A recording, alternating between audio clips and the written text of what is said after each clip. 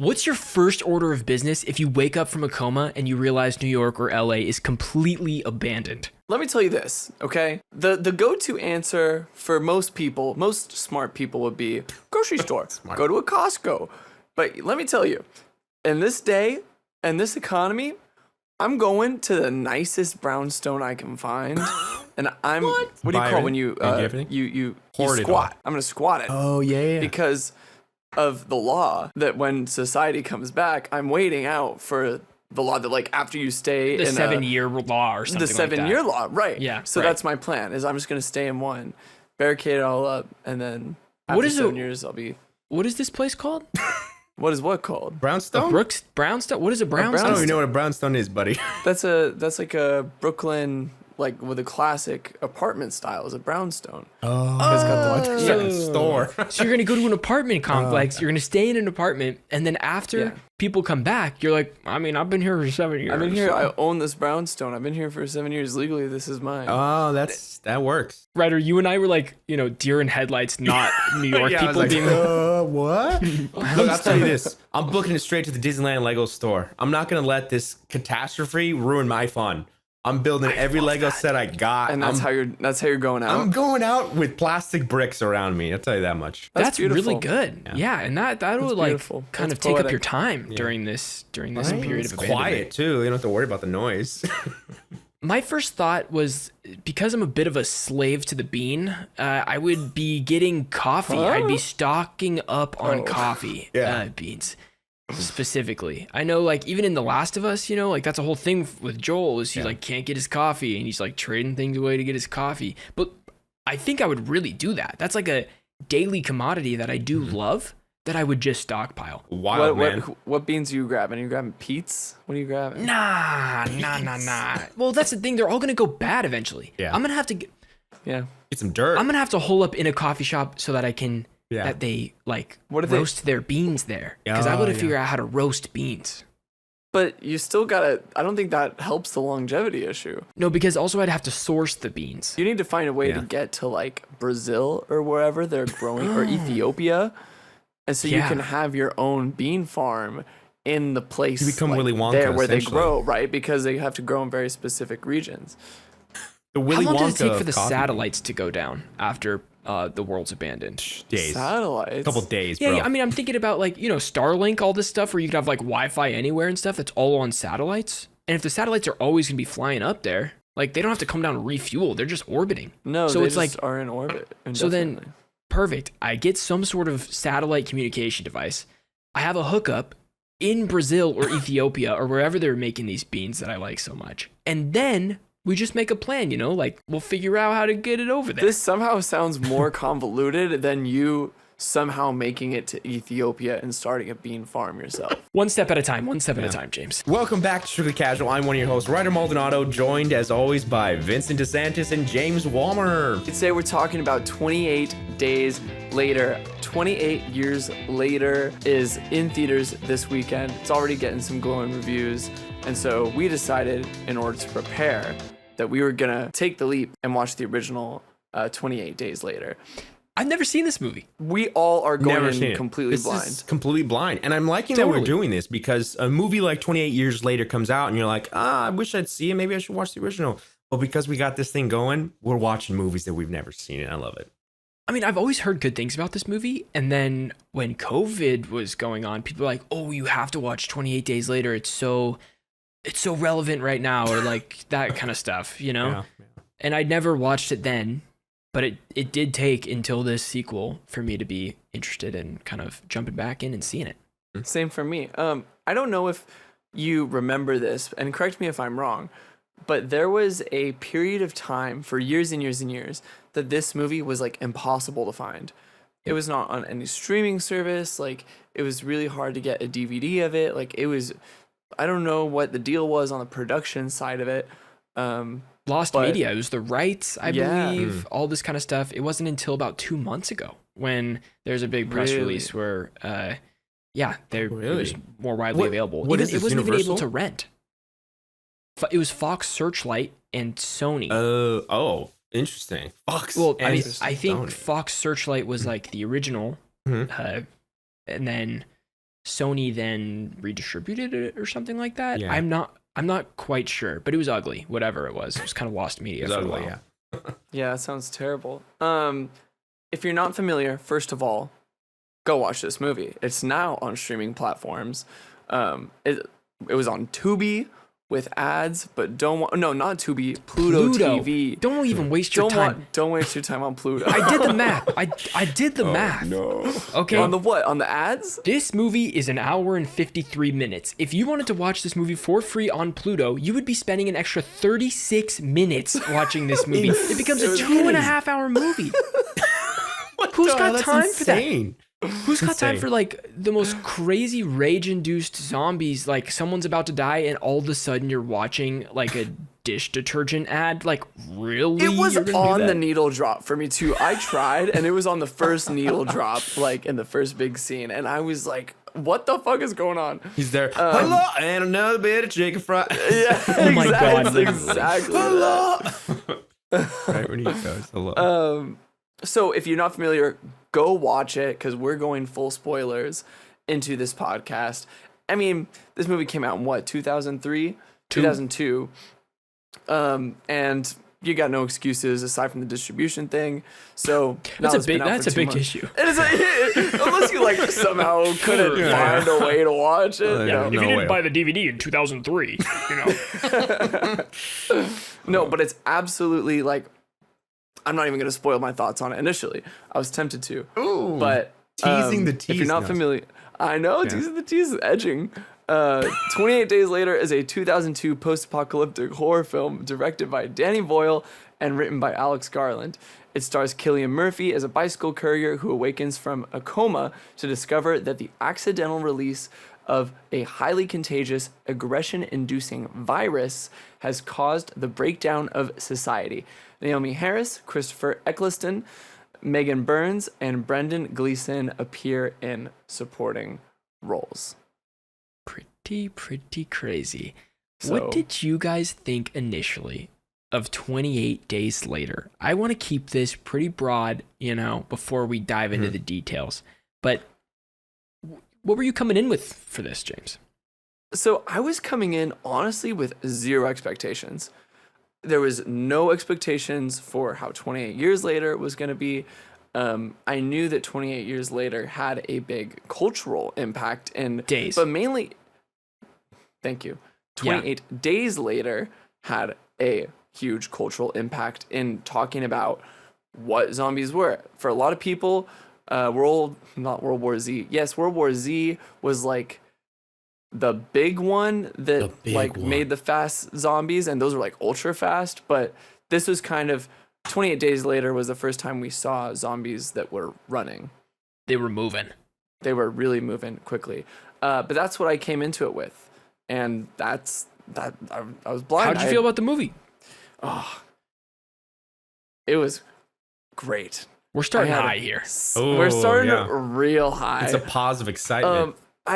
The first scene had me so bleh about it. It was just not a great intro scene. You mean you didn't like the really shitty camera starting on the TV screen, which is even worse quality? And then I thought it was Tubi. I thought it was Pluto TV's thing. I thought it was Pluto TV. I'm like, fuck, Regine. Like, I gotta find out how to get this on like Apple TV or Prime, and so I rented it, hoping it'd be better. Nope. It was the exact same. I found out later on that Regine couldn't see the first like third of this movie because we watched it in midday, and the glare was so bad with the camera quality that she could not make out anything on screen. Just guessing. I was like thinking of the studio. I love the way the grain swims. I was like, damn, there's so much grain on the screen. It was so much. Except the problem is, it's not film grain. It's like digital DV tape grain. Because this thing, like digital camcorder type of grain. It was shot on I think a Canon XL1, I believe, is the camera or something like that, which is quite literally a camcorder that shoots on mini DV tapes. Like, whoa. Or like mini DV disc sort of thing. Yeah, the bit rate. Oh God, it's bad. But okay. But I want to cut this off here. I want to nip this in the bud because the first scene looks awful. But I want to argue that I think the grain, that like digital grain that is not supposed to look good, yet I think it totally adds an edge and a grunge to the film that make some of the editing and the intensity of it even more like anxiety inducing and claustrophobic and terrifying. I couldn't agree more. I think that the weird camera thing adds to this quite a bit. Totally. I liked this movie. I was very hesitant for about 30 minutes of this movie. I was like, I feel like I know where this is going. I feel like it's not anything new, or like, I'm watching this opening scene. I'm like, okay, well, Walking Dead did this exact same thing. But this is 2002, Vincent. But Walking Dead was written 1 year after this movie came out. So there's no way that Walking Dead, that Robert Kirkman, who's writing this comic, is not inspired by 28 Days Later. Yeah. Like, absolutely. The Walking Dead literally is Rick waking up in a hospital and then walking on the streets to then find like survivors, which we'll get this to walks here. Like, so Walking Dead could run. But Walking Dead never really runs. You know what I mean? That's it true. runs into the ground. And let me tell you what. 28 Days Later runs. It does run. I ended this movie really loving it. I really, really liked it. It hit some sort of sweet spot for me where it did surprise me, even though you're kind of watching it and like, okay, these are all like the cliches. Well, this like created a lot of those cliches. So it's not that it gets a pass for that. It just does it right. It's like we were talking about this earlier, but I feel like it's the same or a similar feeling of watching the first Mission Impossible and being like, oh, this isn't really anything new. Not realizing that Mission Impossible created a lot of the spy movie tropes that we know of today. Totally. But I'm really excited to hear about what Ryder's thoughts on this film are, because he's our resident zombie guy. Oh, yeah. Wow. Thanks. Well, you know, as my brothers and sisters out there know, Call of Duty Black Ops Zombies and that storyline, that hits home to me. So when I watch is that like your peak zombie thing? Well, that's is that peak zombie man, you know content? how many years I spent in my life? That's my family, man. Takeo, Dempsey, Richtofen. I won't name them all. Anyways, but so yeah, I'm going in this film and I know nothing.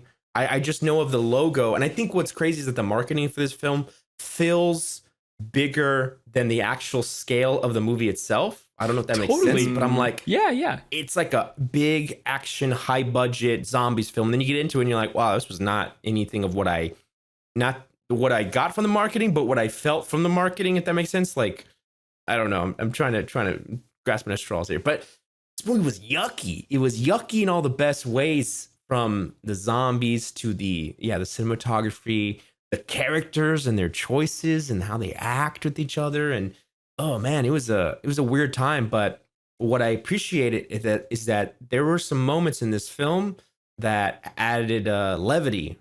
There was some levity to all the chaos of the apocalypse that I was like, have I seen this before? I don't think I have. And correct me if I'm wrong. I was like, wow, I'm excited to see what parts you're kind of talking about. Yeah. But Cillian Murphy's great, and I feel like this is the cornerstone. This is what started it all. You know, this is the groundwork, the foundation of zombie films, or at least for modern day zombie films, I should say. Yeah, because there was a lot of Ryder, if you don't mind, could you like put this? Do you have an idea of where this is at in your ranking of zombie definitely. films? Yeah, I'd say it's pretty high up there, like the higher fourth. You know what I mean? Fourth. I wouldn't say it's number one, just because of my corniness. I like more of a comedy. And I do. This is very much a Shaun serious. of the Dead, is that your one? What's your favorite zombie movie? Or is it Zombieland? Okay, those are two wild. Interesting. Okay, Shaun of the Dead might be number two. I think my number one is Dawn of the Dead. Dawn of the Dead with Zack Snyder. Zack Snyder. Oh, sorry. No, just because like it's more of memories of watching that film with my dad and seeing it on TV and Ving Rhames and the characters are dumb. Like that's a corny movie. It's a silly movie, but totally. But this film, the Snyder one was 2004 and the original was 1978 for Dawn. Yeah, dude, that's a remake. Yeah, pretty interesting. I would say this is pretty high on my zombie list. I'm not like partial to zombie movies. I would say I've seen some good ones, seen some not good ones. But you gotta have an opinion on him. When World War Z came out, like at the time when that was coming out, like what, 2013 probably, something around there. I was like, this is the coolest movie ever. Everybody's got to watch this movie. When the zombies are like climbing over the wall and all that kind of stuff. I loved that. Yeah, I love World War Z. Love it. Yeah. So, but I don't know. This feels like it has some legs. I don't really see that a lot in this genre for me specifically. Definitely. Let's get into it, James. Yeah, let's get into it. So what I want to do for this one is go through the film and chronologically, so it's easy if you guys have already seen the film, talking to the audience. If you guys have already seen this film, you can kind of know where we're at in the movie based on the runtime of this podcast, if you want to try to find a specific scene or whatever. First scene is I didn't even put it in this. Oh, I did. It just says opening scene. What do we think about it? It's gross. It's crispy. The origins of the infection are apes that the doctor said got a disease, like, and they're infected by rage. Why are you letting them out? They have rage. It wasn't even a sickness. No, it was like no, you gotta kill them. They're infected. And he goes, infected with what? And he goes, with rage. Yeah. I was like, oh, okay. And instantly off the rip, I was like, oh, okay. So this is like an analogy. Like these people are gonna be filled with hate, and that's what they're doing. They're just killing each other because it's rioting and you know, violent protesting in a fit of rage. And I was like, that's kind of, I was like, they're cooking with this. They're kind of cooking. And I was like, interesting. We'll bring that full circle at the end there. Okay. I got some history lessons I want to teach you guys when we get mark there. That guy right there. And then we get the iconic transition 28 days later. Iconic transition. Oh, the bottom right text. I'd say iconic because it's just like that's the tagline of the Which I almost felt bamboozled, dude. I'm gonna say this marketing. I'm going back to it. I'm like seeing these posters. They're in my head from a kid, and then you see the title card come up, and it's like someone typed up, you know, random ass font on keyboard. 28 days later, and I'm like, what kind of quality is this film? Like, what am I getting into? I thought this would be good, mind you, whatever good means. And I was like, I don't know. I hope this is good. Just in terms of, I don't know, scale, budget, everything. The first scene for me was off-putting. Yeah, it was off-putting. But very off-putting. Now that I watch the movie, I appreciate it more, and I don't have that weird. The feelings change. Much different. I want to say, like, something about this opening scene that I love is that it doesn't make exact connections to the rest of the movie. It's never it doesn't need to. It's not like there's like one of the guys it doesn't present it as like an origin, and it doesn't try to connect characters or any through lines to it. And I like that. I like that it lets it be its own thing. That's all we really need. It's not like they go on the journey and there's someone. He's like, I was there. Right. My friend. Right. I was a scientist. We're all doomed. Yeah, it wasn't some hokey BS like that. But yeah, Jim wakes up from his hospital, butt naked. Okay. But naked. We got Killian PP. First thing is I text y'all. I'm like, wait, Killian PP? What the heck are y'all getting me into? He's just showing all here in this this hospital, I guess. And it's he's a crazy waking up. sight to see. It's pretty insane. Like, what? Him in the hospital? Him? Yeah, or the hospital? Him waking. He's long. No, him waking up from the hospital, because you're already thinking like, oh man, what happened? Is he being experimented on? Mind you, I'm watching this with my mom next to me, who loves Peaky Blinders. She's like, oh, Killian, and I'm like, oh, what the hell? Oh, fast forward. But there's an interesting piece here too that I thought was kind of cool. Is obviously he gets up from this hospital bed. He's like looking around. He's like, what is going on? He finds a vending machine. It's desolate. Yeah, nobody is there. He's so thirsty. And you could feel the thirst with this digital like kind of thing. You're like, oh my God, somebody get this man some water. I'm getting thirsty watching I felt parched. Yeah, my God. He gets some Pepsi, which is a major product placement. They must have paid for half of this movie. There's Pepsi in every scene he's cracking. But yeah, he's drinking one of these. He gets out on the road, and he has that moment on the bridge as he's walking away from the most hospital. iconic shot. I think in this franchise, right? That's totally. In movie history, I'd even argue one of them. It's very recognizable, okay? And he turns his head and he has this scar on his head. On the back of his head. On the back of his head.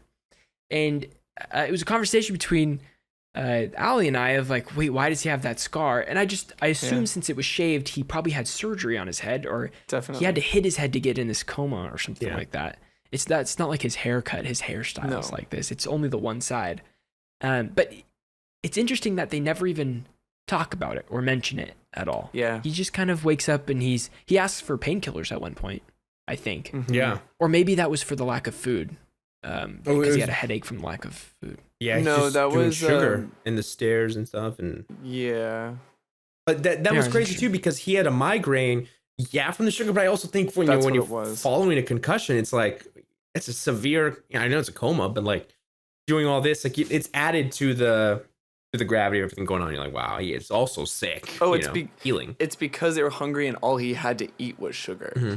So he has a migraine from the sugar intake. I want to say this about the bridge, because I feel like the tidbit of movie history, I'm going to be that guy for a little moment, where I think they shot that practically, right? And I don't know how they managed to do this, but there's some shots in this opening where you see desolate London, and it goes on it's real. For streets. And it's real. It's real. It's crazy. It's completely real. It was one day that they got like 45 minutes. It was either one day or like they had to go on certain days. I think it was like Sunday mornings where there was like this 45-minute window that they had.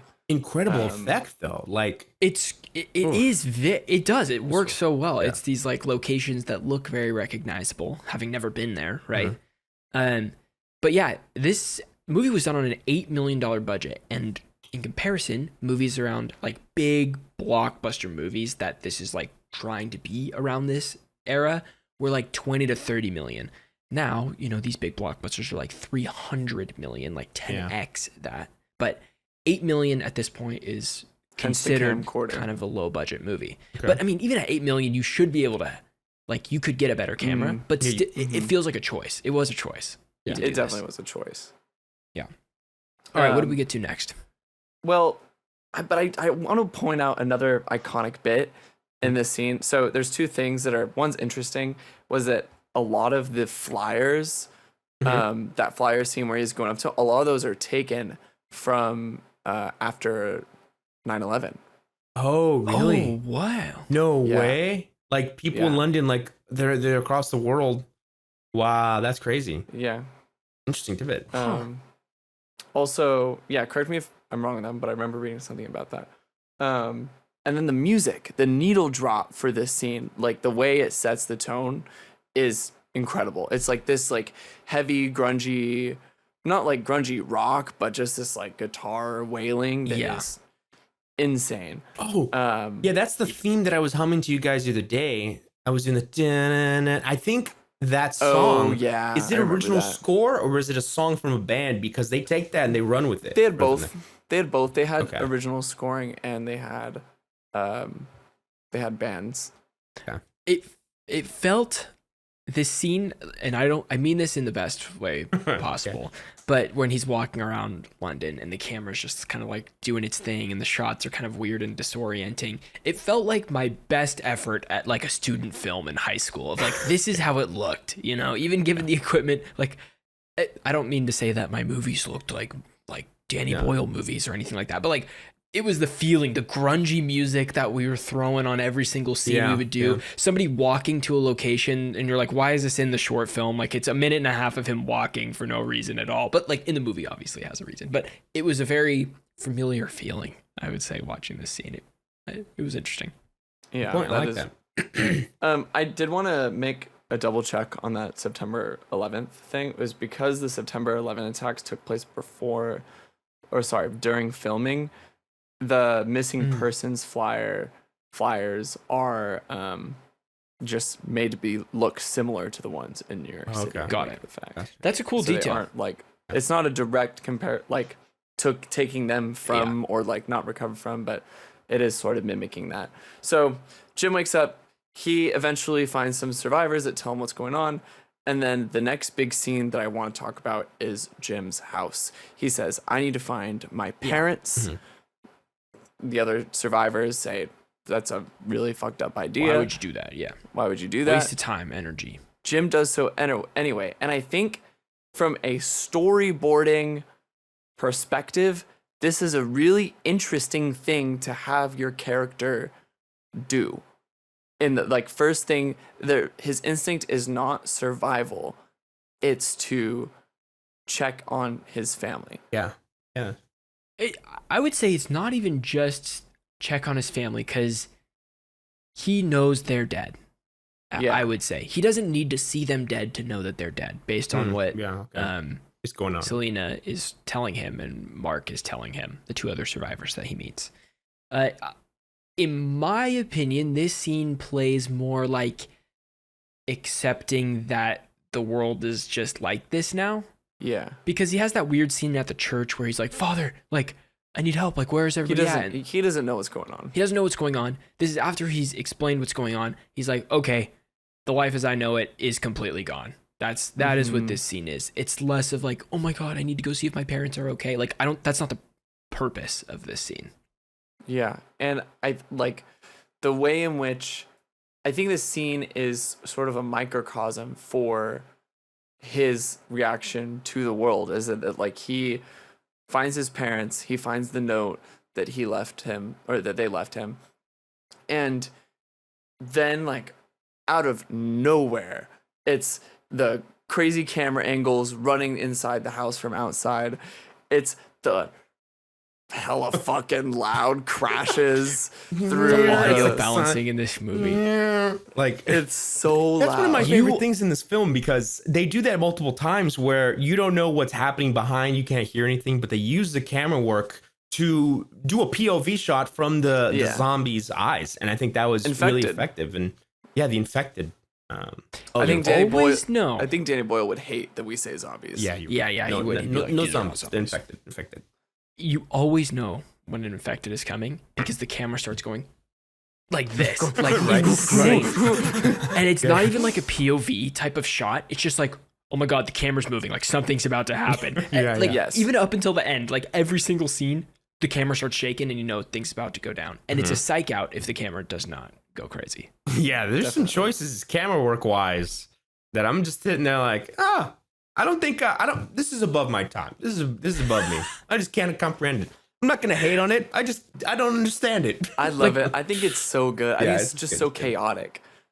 They have really interesting shadow work in this too. There's the obvious. We'll get to that bridge, that underground scene later. We'll talk about, but just throughout, there's a lot of shadows to kind of build suspense or build uncertainty.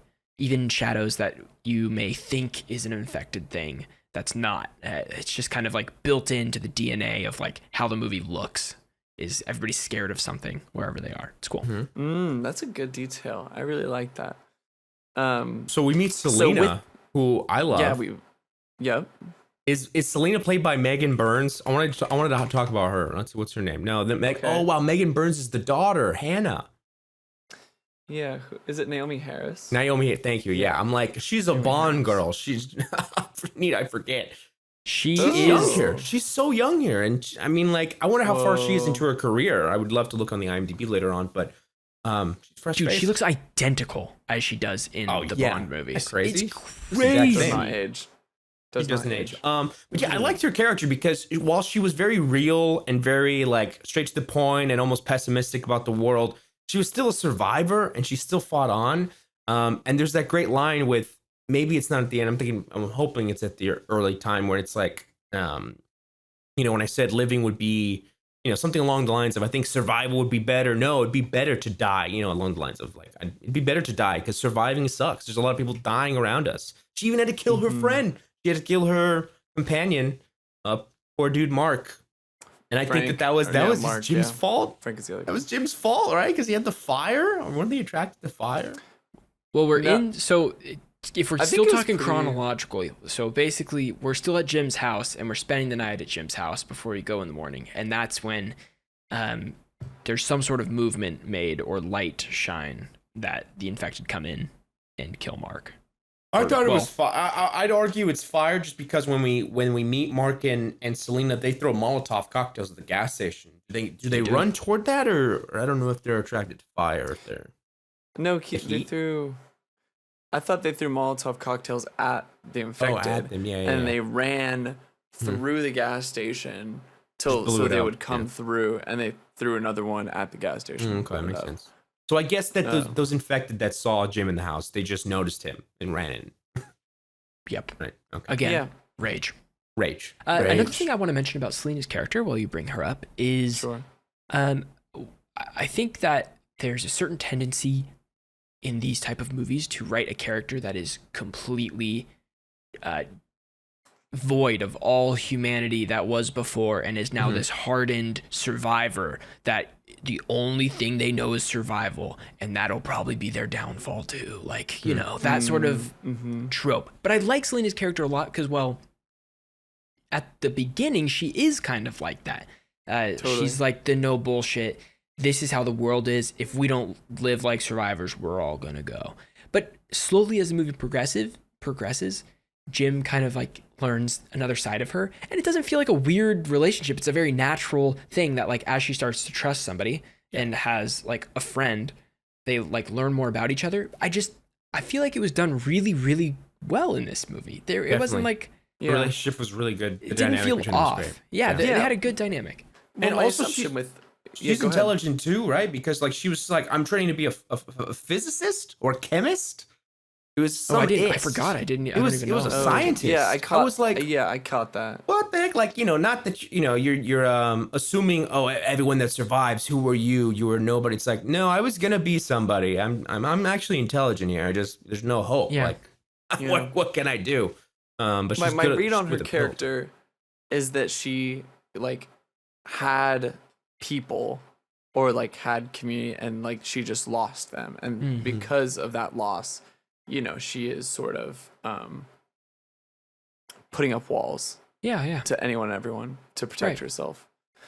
Which all that to say, she's just much more well-rounded than I would have assumed her character would be based on the type of movie it is. Totally. After this scene, after rest in peace, Mark, Jim and Selena meet Hannah and Frank. Mark is gone, but we meet. Remember, Mark is dead.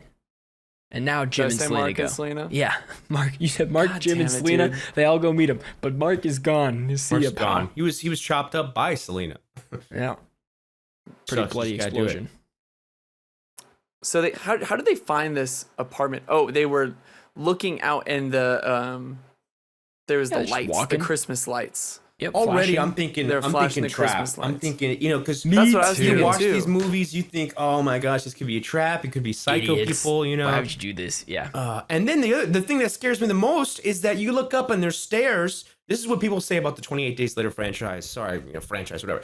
Is that they don't get tired. These infected aren't people. So as you're running upstairs, you know, and in the scene they're being chased by these guys, Jim's yelling out to Selena, "Wait for me, wait."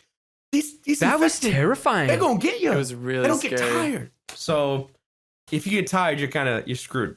Yeah, Selena was just not waiting for him. Jim was like, wait. Like, I need help. Like, I just simply cannot move as fast as you, kind of thing. That's the scariest thing, I think. She was like, see ya. I'm out of here. I gotta survive. And I found myself in Jim's footsteps. I was like, this would happen to me. Yeah. I'm asthmatic. I'd be right there on the stairs. But who's at the top of the stairs waiting for him in riot gear? It's my boy Frank. Let me tell you. Riot Shield guy, you know, is getting the zombies gone as the infected gone as Selena and Jim make it into his apartment, right? And he still is in full gear. You have no idea who it is. He locks up this gate, you know, protects them, and then comes in back inside where his daughter's there. And his daughter's like making sure they're okay. And Frank starts taking off his riot gear, right? And he takes off his mask. And I let out this holler. This loud holler. I had no idea Brendan Gleeson was in this movie. It was the most joyous feeling I've felt this entire movie. Man. It was so comforting. I was like, oh my God, give me a hug right now. Like, I love this guy. He shows up on the screen.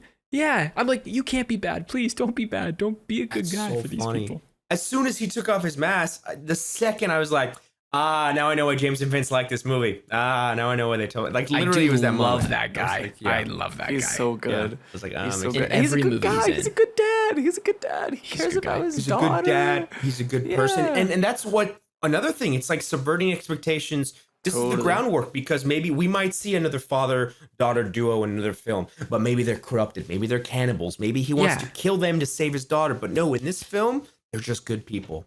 I think that's why that's just like how cynical we are. Like we watch these movies and sure, there's plenty of examples of, you know, a person that has ulterior motives and is out to harm our main character, whatever. But I really do think that that's just like how we view this media and like movies, and like we have to have some sort of thing like, oh, can we trust these people? Like we have to really make them work for our trust in these things. And I like that this movie's just like, wow, these are just good people. And you don't have to like, who are the real monsters, right? It's like they're trying to make people the monsters.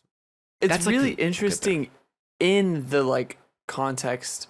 I mean, I don't know if this is spoiling the after discussion where we talk about themes, but like in talking about it in conversation with like terrorism being in everyone's mind, you know, and who can you really trust?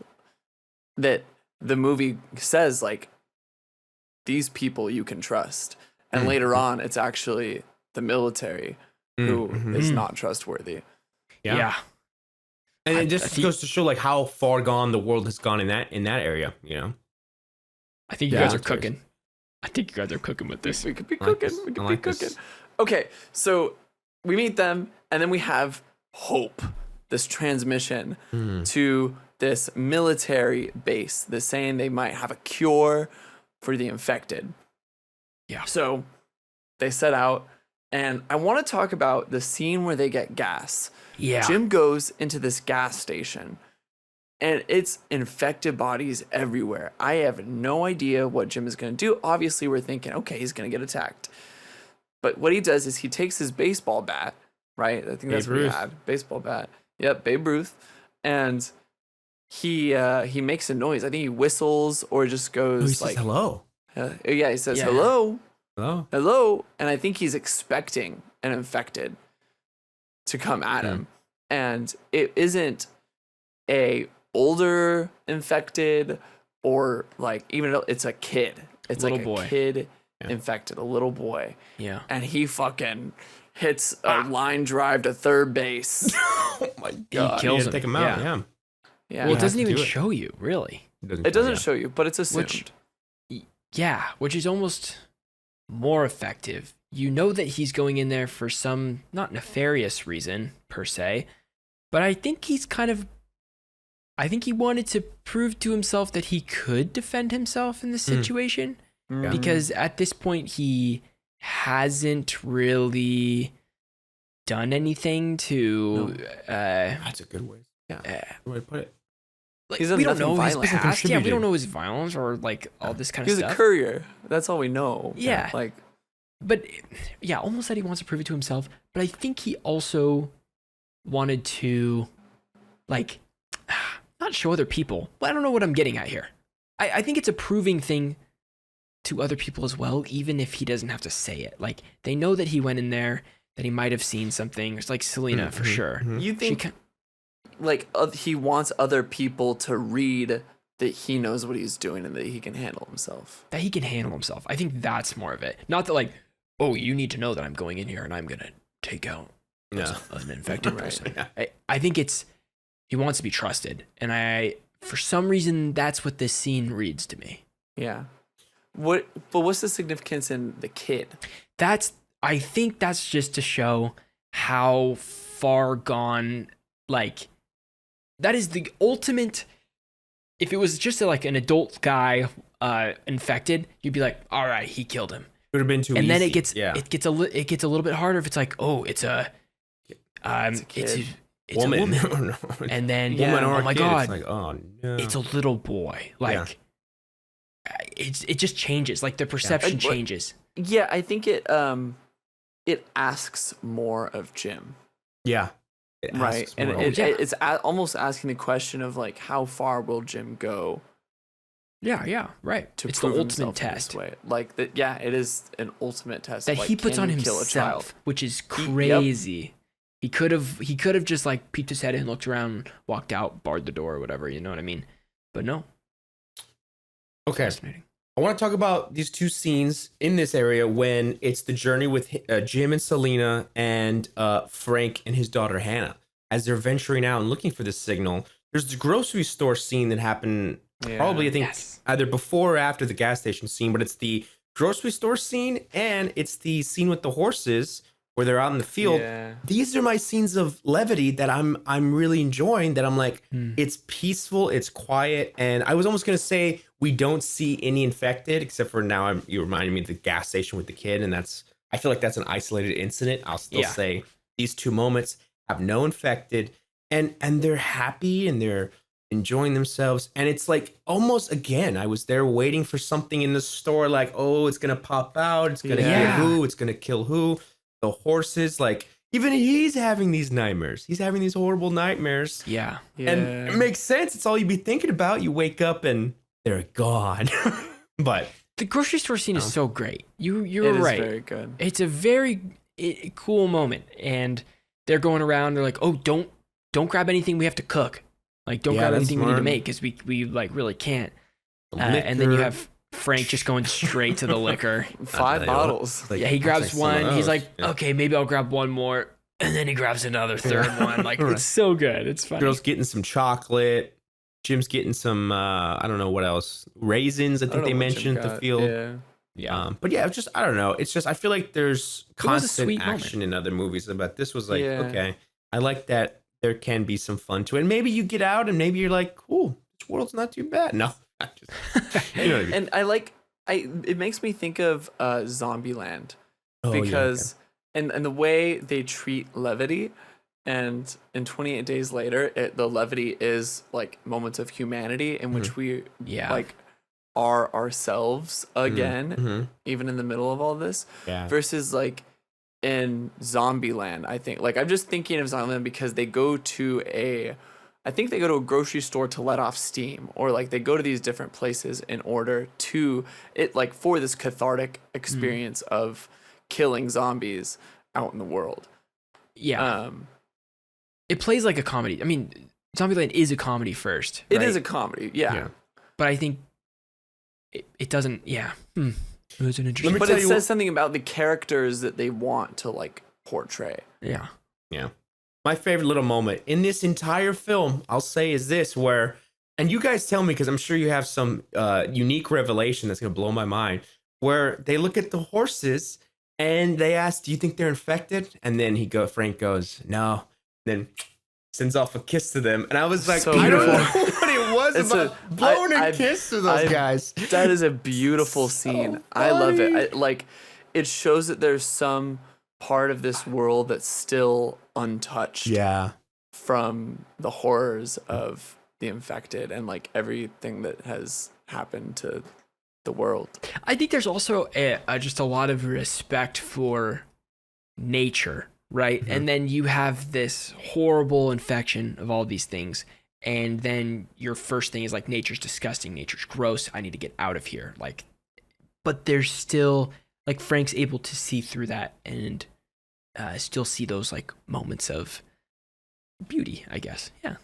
Now, Vin, I'm glad you brought that up because, Ryder, I know you want to make a point too. I'll let you. It was a joke, yeah.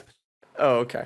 I think man versus nature is a big theme in this movie. Okay. Yeah.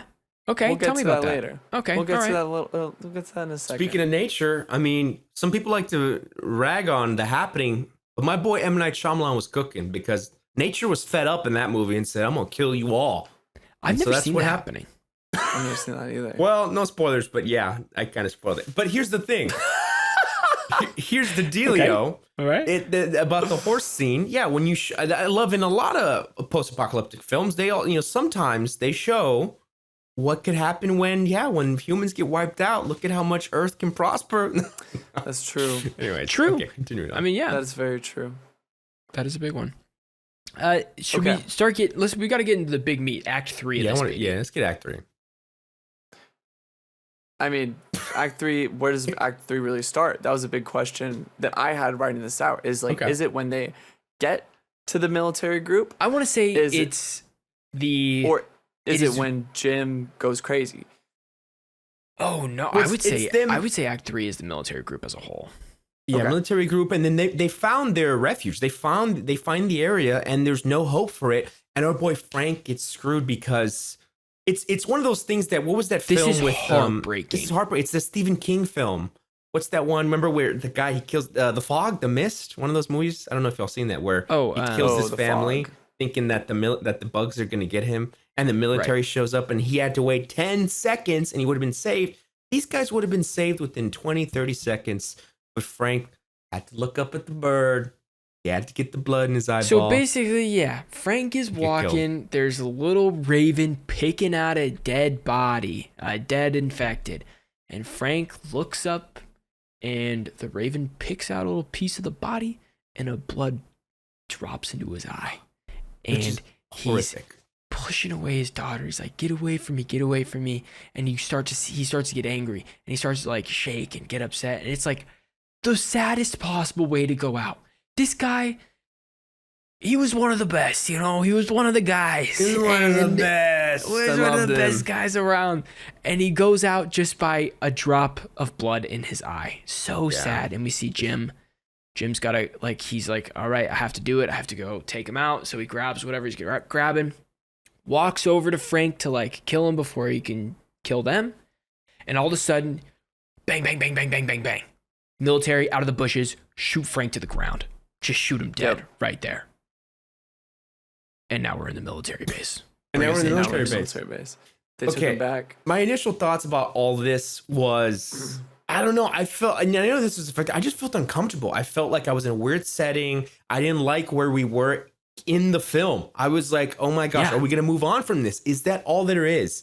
We're stuck with these guys. My mind's rolling through like, already off the rip. We can spoil what I know what this is, but I was like, oh my gosh, these girls, these young girls, what are these guys going to do? It's a chaotic world. I don't think this was a good military. I off the rip, I didn't think that these guys were good just because. See? I think that's post-apocalypse. fascinating because the movie sets you up to expect the best from people, Yeah, which is no, that's true. huge. No, you're 100% right. That's the And intention. so I Yeah. did not see it coming that it was a kind of nefarious thing until we see this military leader show Jim I hear you. the chained up soldier inside of, like, the chained up infected soldier. That was the moment that switched for me where I was like, man, there's something wrong with these guys. It's not Like, there's Major something Henry going on. West. Major Henry West. Hmm. Yes. They have one of their own chained up just to study, just to look at him, you know? To find out how long it takes for him to starve. Right. Yes. It's a subject. Mhm. It's just an experiment of a subject. And it all starts going south when he says, Jim, I promised them women. Oh, what Yeah, a so line. That's we a get- crazy line. There's a couple things up he to said, though. because women mean a future. Yeah. I would say there's two things that lead up to this though, too. Okay. Is we have one of the soldiers kind of manhandles Selena, right? Oh, yeah, and that's makes bad. some pretty disgusting comments towards her. Mhm. And this Oh, is yeah. Jim is apart from them having a conversation with Major, whatever. And it's kind of happening parallel. They're just cutting back from each other. Is this before dinner? Is my question. This is I think after dinner. after, yeah. Dinner was So a peaceful moment still, I think. I think it was still. no, I think it was weird. It felt Yeah, we got to like talk about dinner. I Well, apologize. I didn't mean you're to right. jump You're into right. dinner. The cook. Yeah, you're right. There was a lot of weird stuff that's why I was okay. sussed out already. I was already thinking this ain't good. there's this the theme I really want to talk about in this. So we're getting introduced to all these different characters, all these soldiers who have a lot of different personalities. There's a guy who's like a philosopher, Right, yeah. And then there's Jones, the resident can opener, and Tin Man. I think right? Jones in particular is a like points at a theme they're making around masculinity and like yeah. definitely around like gender roles as a whole that's going to lead into this thing about like why they need women and women in the future. I don't think it's just because when they say that it's reproduction. I also think because these like it's to then like men can't fit those gender roles. And I don't know like Yeah. if that's, and I think that's a satire. I don't think Danny Boyle is saying that. I think this whole group is sort of like caricaturizing that notion. They're a boys club. They're a Right. They're They're like losing their a masculinity. frat. They They're need some women to balance it out. boys need to Yeah, be that's boys. insane. Boys need to And be boys. I feel that. I hear you. That's a good. Like good, men aren't capable of cooking. That's why we need women, sort of thing. Yeah. I didn't makes even sense. think about it that way. Because Yeah. the whole thing is like when Jones serves the meal, everyone's like, "Oh, this sucks. Like this, like could you have killed you to He salt spits it?" out Like, the eggs or whatever. And then it was. he asks Hannah. He's like, "Do you cook?" Like instantly, and then he he's asks like, Hannah, "Do you cook?" Do you It's cook? tot- So I mean, Yep. it It's could totally be a like, gender role it's thing. all that thing. Like, please cook for us. Like, Yeah. we need that. Yeah. Yeah. Yeah, that's Um, fascinating. They're like boys who need mothers, like Yeah. who are Yeah. just looking for that, like who are healing those wounds or trying to. Or I guess not even, but being succumbing to them. I'll say this is where I think Jim gets to shine the most, but he gets to shine as a character, but as a hero, I think it was fascinating for him because I mean, you have this here. He goes nuts, right? He's great. I mean, I'm sorry not to jump ahead, but I'm saying like just the whole overall, he is a person that the world has made him who he is, right? He's doing what he has to survive, and I think it's made him. I was scared of him. I was scared of him on the actions that he does and the way he starts acting because of so things good. that happen. You know, I think. Wait, Yeah. I want to pause Okay. because there's a question Uh-huh. in that infected attack start scene right after dinner where Major Henry Whatever. West Yeah. asks Jim, "Who have you killed?" Yeah. What does Jim And- reply? I don't think he gave a straight reply. I think he kind of like made an illusion, but we know that Just a little boy. he just killed a little boy. Hmm. I think he said like I've killed men or something like that. Sure. But I Putting think on a front. that is top of mind in this scene for a reason. And going into the next scene where he climbs over the wall, he sounds the alarm. I mean, He starts this counterattack. this scene where Jim is trying to get Frank's daughter and Selena out of this place while there's infected around, right? Right. Is so reminiscent of the ending of Apocalypse Now. Okay, in every Yeah. way. We are talking about. I have you seen Apocalypse Now, Ryder? No, I'm sorry, but I that's highly, it's highly great. recommend I'm it. sure it's great. But yeah, I I'm totally sure- understand it. Basically, I mean, the last act of the movie, the main character is like losing his mind a little bit, and he kind of goes off on his own. Even like he's got the like no shirt, military pants on, basically swimming into the enemy's lair. Nothing will stop him from completing his mission. And this it feels the same. You feel the same dread for the character. It's of like, electric. yeah, it's like there's something happening here that's like, if we want to tie it back, it's that like nature, like primal is. side of him. It's not Jim totally anymore. is. It's like there's only one thing that's important, and it's saving these two girls. It really doesn't matter who else like is hurt or anything. It's like these guys. There's all of a sudden things are black and white, and he's in the gray area. But we know that he needs to save these girls, which is good, and it really doesn't matter anything else. Yeah, he's calculated. He's quiet. He's good. focused. He's honed in. I mean, all these things, and we see it in how he's relentless in killing them. But a lot of what happens is that a lot of these guys kill each other, and the infection's starting to spread. And I think that's adding a whole other layer of, oh my gosh, it's out in the house. Jim is, yes, I was like smart, release the trapped infected guy that you have. But now I'm thinking about the girls. I'm thinking about Selena. I'm thinking about Hannah. I'm like, oh my God. Hannah's over here high as a kite. She took those drugs. She was for- high as a kite. I mean, that scene too was pretty nuts. And we can come back to that, but I'm worried about Hannah because she's off and she's being silly. And I'm like, again, I'm thinking, oh, is this one of those things where it's just a bad chain of events where Jim's trying to save you guys, but you get caught in the crossfire somehow. Yeah. So that was what You're expecting what the was worst worrying me. again. Yeah, again, I mean, Yeah. you could call me out, and I feel like that's what's crazy about these movies, and this movie in particular, on how it starts. That's what's tough about watching this film after experiencing so many years of. Now, what is 100%. What is Jim saving the girls from? They're saving them from the soldiers, trying to impregnate them. Yeah. Yep. Yeah. Essentially, Straight up. It's insane. Yep. Yeah, and what's crazy too is I was kind of like tapped out for a little bit just because of how like uncomfortable I was feeling. I was like, oh God, I don't feel good. They put them in dresses, they make them look nice, and it's gross. Maybe it goes into this. It's disgusting. It's hard to watch. Yeah, it was hard to watch. Yeah, that's what I was trying to get at. It was really hard to watch. Yeah, it was hard to watch, and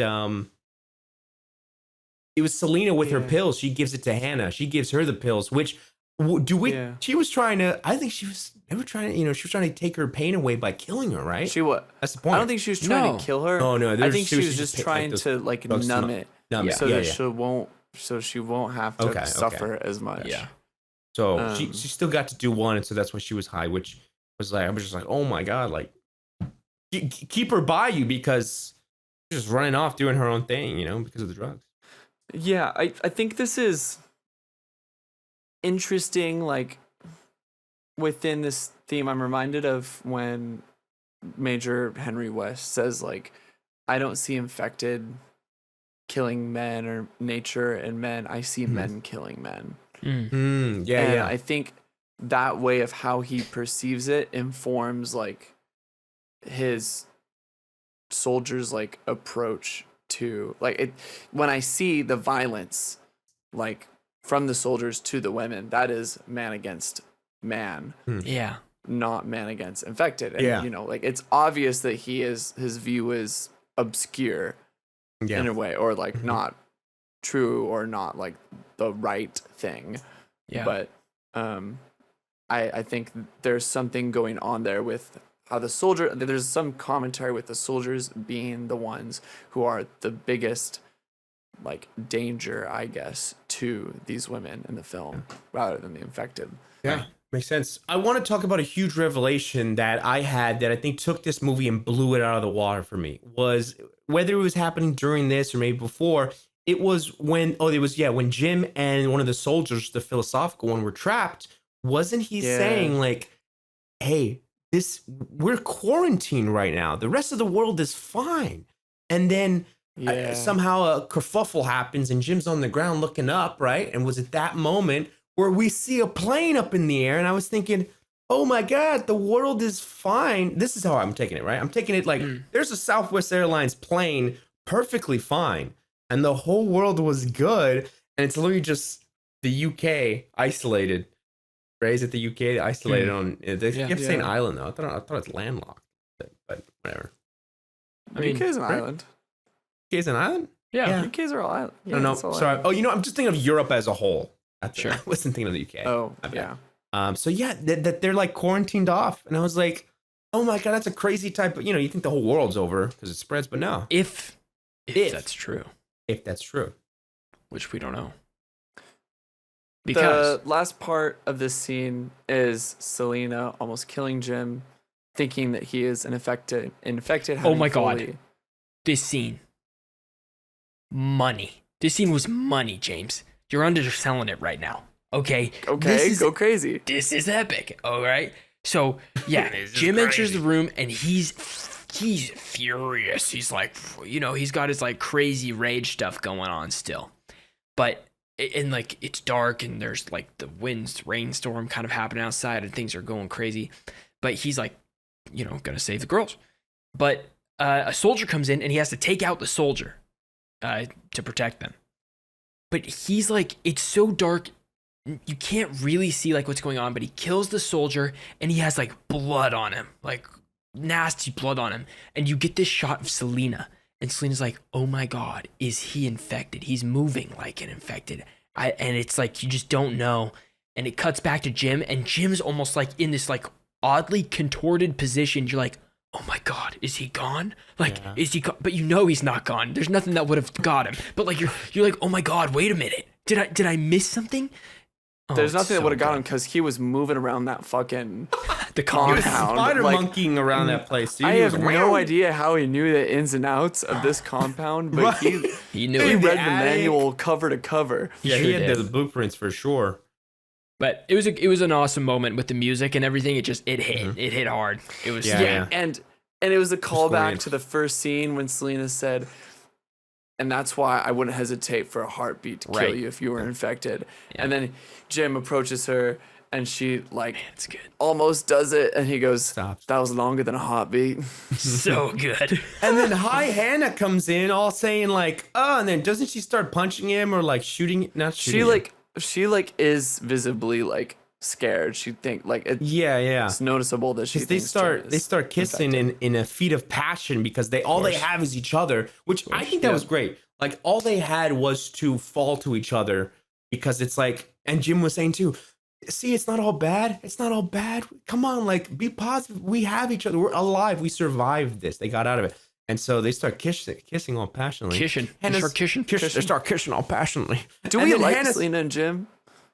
I don't like think Selena. it's not like I'm like, oh my god, they're the cutest couple. They're just No. like companions, and Yeah, this they're was they're it in almost just crazy felt like a way to show circumstances. their I like Selena and Jim. Yeah, they're just surviving. I think that all they have is each other, and that all you Yeah. have to do is that you physically. I mean, it's just you want to hug them, be close to them. Yeah, That's right. your survival. That's kind of what I got. Hannah's beating up on Jim, thinking that I thought you were eating her. My bad.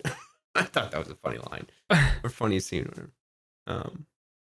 And then that's And- it. No, sorry, And that's it's it. not it. There's some funny No? stuff What that still happens happens. next? There's an epilogue. Well, no, they're escaping out. Wait, what I was happened? gonna say when what they happened? escape and they kill and Hannah. Okay, here's what I thought happened. Oh. They kill is it Major Henry West? Is he the main leader of all Oh this? yeah. So as he shoots Jim, they're trying to escape, and then Major Henry West is pissed because all the Marine boys are dead, all his soldiers are dead, and so he shoots Jim, and he's in the car, and Hannah somehow gets in the driver's seat, and this is what I thought she was gonna do. I go, no, she's gonna be a hero and drive out in that minefield. I thought she was The gonna minefield. I thought that she knew about that. She's like, I'm gonna save you, Jim, and then hits the gas and just blows them You up. thought the worst. You thought the thought- worst of these guys Dude, again. you What's always going think on, the Ryder? worst. Anyways, all she does, she backs up and she says, "Top of the morning to you, laddie," and then he gets eaten. Yeah, He pretty gets good. he gets Yeah. munched on. Crashes And then they in get there. out, and I was like, Yeah. "Oh, they got out. This is fantastic." And now we go. Got it, epilogue. and then we get it again 28 days later. But fascinating. We get this big drone shot, or like flyover shot, Yeah, great and you shot. see these words, and it says "hell" upside down, like on Yeah, good. Yeah, on the sky. that's right. And That's it's just pretty like cool. cut off. It just says "hell." Hmm. It's really weird.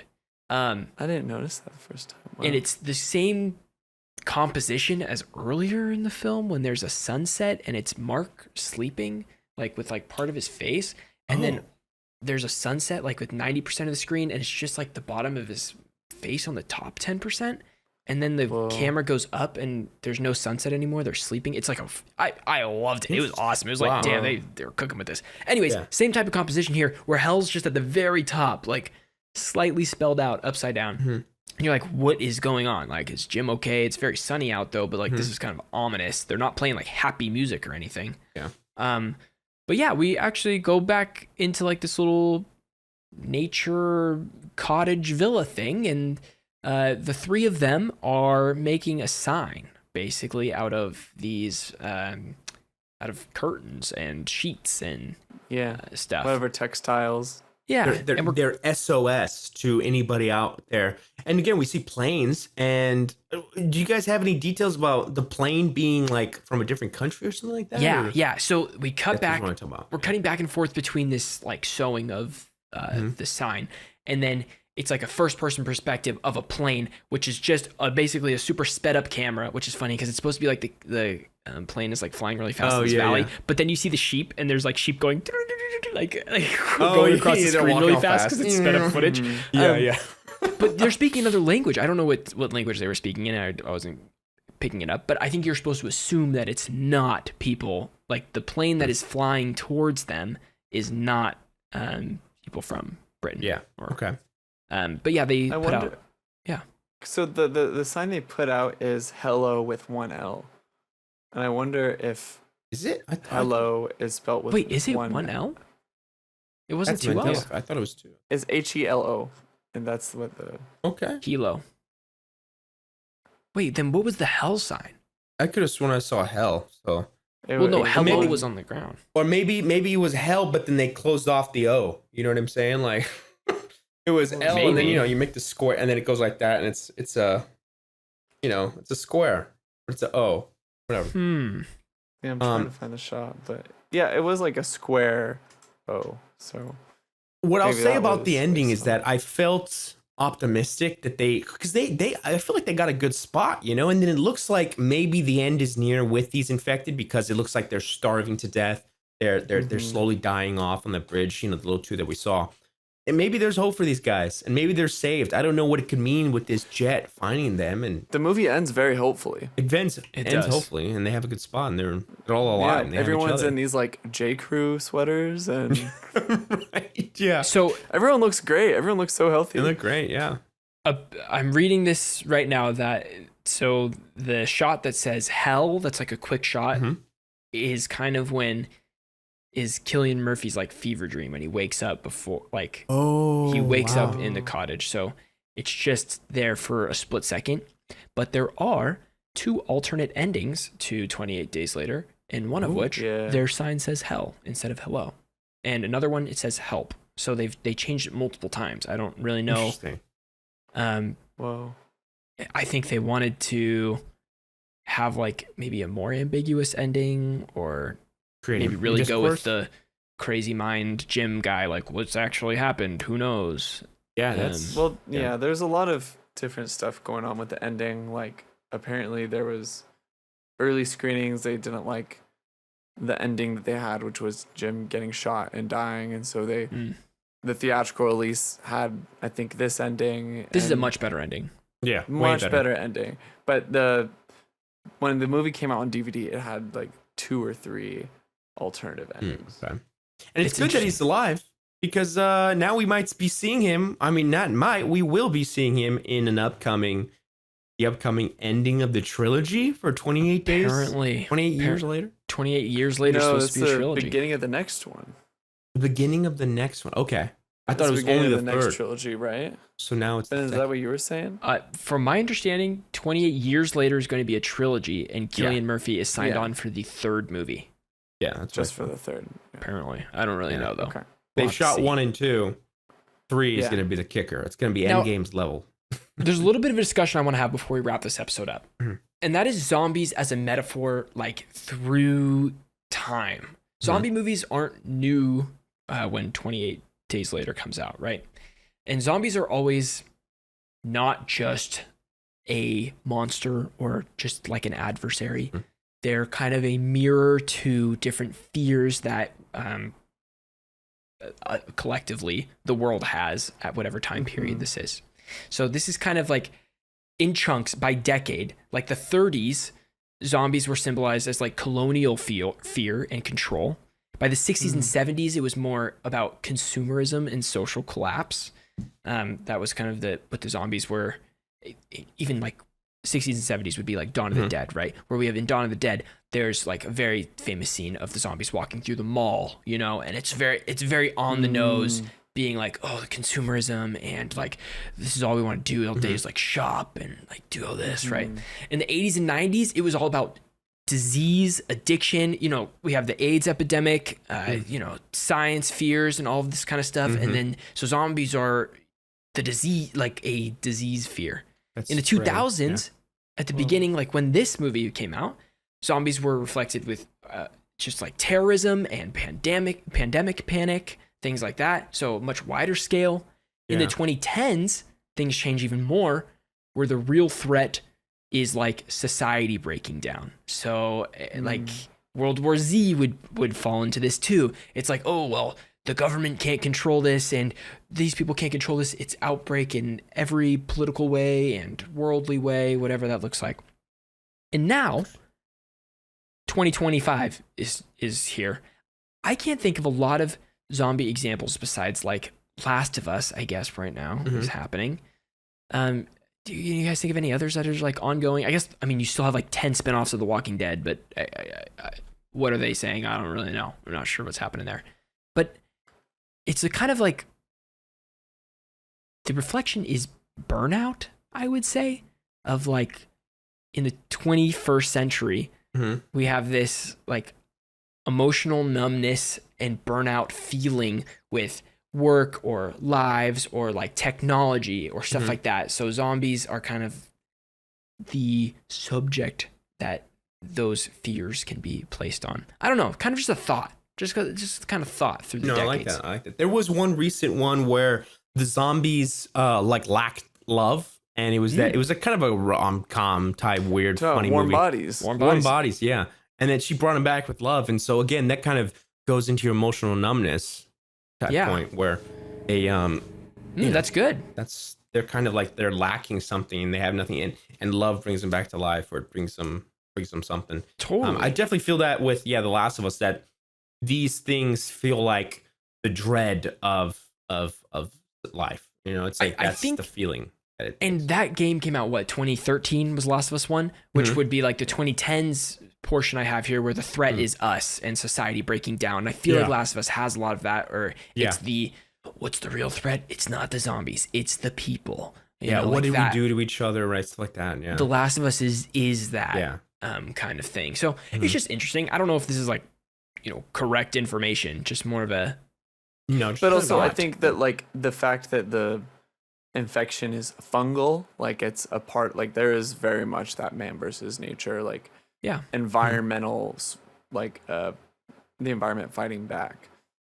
Totally trying to reclaim what was theirs, right? Like as you're going through these like streets of that, you know, like it's showing you what has power totally when society collapses.